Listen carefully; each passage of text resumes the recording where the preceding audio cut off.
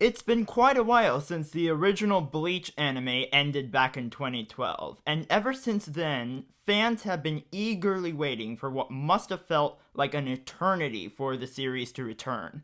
But today, after 10 long years of waiting, Bleach has finally returned to the small screen in the form of a brand new anime series adapting the final arc of the manga, The Thousand Year Blood War. And while I may be relatively new to the Bleach fandom, that doesn't make me any less excited to discuss the series premiere with all of you in today's video.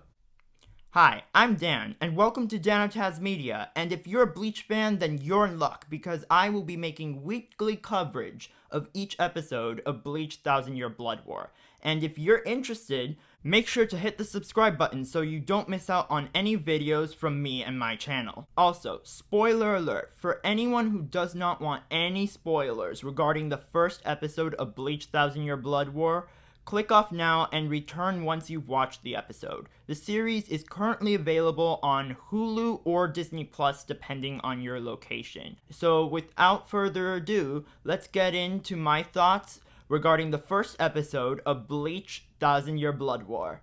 One of the things I liked most about this episode of Bleach Thousand Year Blood War was that it doesn't waste any time getting straight into the conflict of the series. The first episode of Bleach Thousand Year Blood War opens with two back-to-back scenes showcasing the reawakening of the Quincy king Yawach, as well as a mass outbreak of hollows throughout Karakura Town.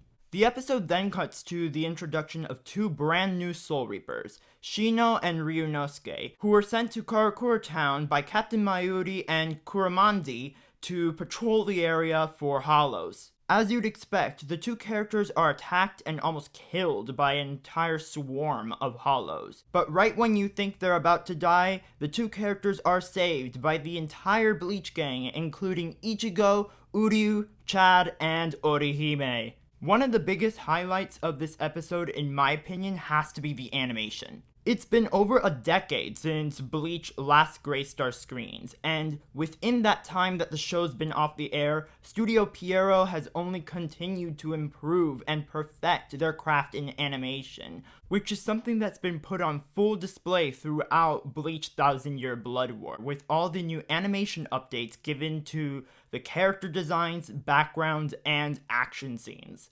You can definitely tell that the Studio Pierrot animators have been taking notes on all the different elements that audiences have enjoyed throughout the past decade in animation, so that they could incorporate that into the animation for Bleach Thousand Year Blood War. The series features a lot of the same post-compositing techniques utilized by studios such as Kyoto Animation and Ufotable, and even goes as far as to replicate Ufotable's use of CGI within their 2D animation, which is extremely evident within the new character models for the Hollows, as well as the new animation updates for both Uryu and Orihime's powers. Then, I also thought this episode did a great job at setting up the premise of the Thousand Year Blood War, as well as establishing the new main threat of the series going forward. And then, thanks to Bleach's brand new midnight time slot in Japan, Bleach is now completely uncensored, which allows them to tackle a much darker and grittier tone for this season of the series. And when I say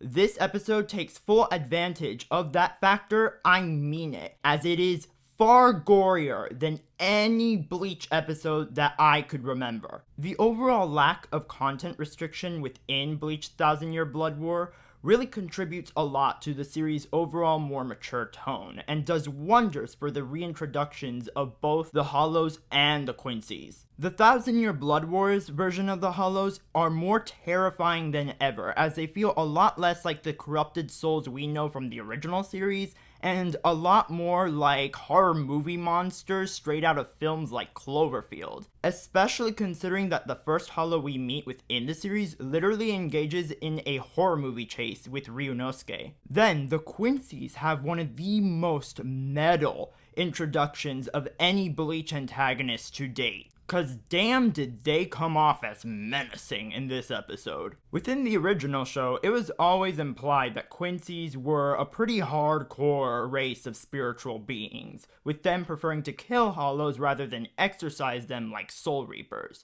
But I highly doubt that anyone prior to the Blood War ever expected the Quincy's to be this edgy. The Quincy's are portrayed in one of the most ruthless ways imaginable. Within this episode alone, we get to see the Quincy King literally rip the arm off of one of his subordinates for annoying him. And we also get to see an entire squad of Quincy's break into Head Captain Yamamoto's house and literally behead and impale two of his lieutenants right in front of him. And then there's another scene within the episode where Quincy with the Hollow Mask breaks into Ichigo's house while they were treating two of the Soul Reapers who were injured within the fight against the Hollows. Which, on a side note, actually leads to the episode's best fight scene between Ichigo and this Hollow Mask Quincy, Asagiro Ibern.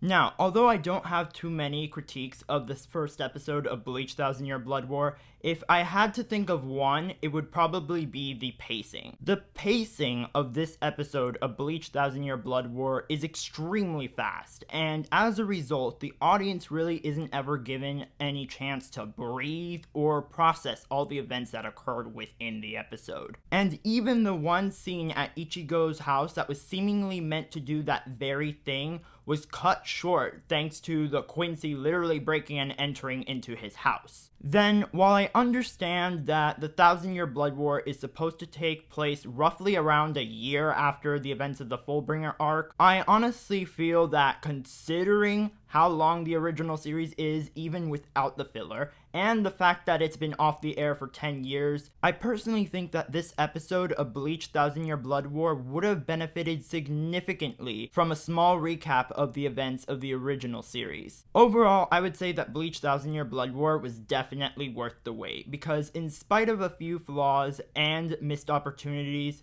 I feel like this first episode was still a very strong premiere for this series. It featured some really great action animation as well as some really strong plot setup that can be expanded upon later on in the series. So with all things considered, I'd personally rate this first episode of Bleach Thousand Year Blood War at an 8.5 out of 10. But those are just my opinions on this first episode of Bleach Thousand Year Blood War. Make sure to let me know what you thought of this first episode in the comment section down below. And if you like this video, make sure to leave a like and hit the subscribe button and share this video with others in order to help support me and my channel. And with all that said, I will see you in the next video.